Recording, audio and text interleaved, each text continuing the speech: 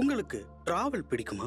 Minimum பட்ஜெட்டில் ஒரு வெளிநாட்டை சுற்றி பார்க்க ஆசையா? அதுவே கப்பல் பயணமாக அமைந்து விட்டால் சாகசம் செய்த உணர்வு கிடைக்குமா? அப்படி என்றால் உங்களுக்காக தான் இந்த வீடியோ.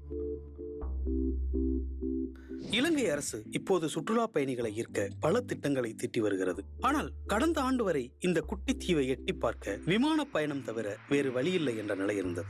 அதற்கான கட்டணமும் அதிகம். தற்போது இந்திய இலங்கை அரசுகள் போட்டுக்கொண்ட ஒப்பந்தப்படி சுமார் 40 ஆண்டுகளுக்கு பின் இரு நாடுகளுக்கும் இடையே கடல் போக்குவரத்து ஆரம்பித்திருக்கிறது.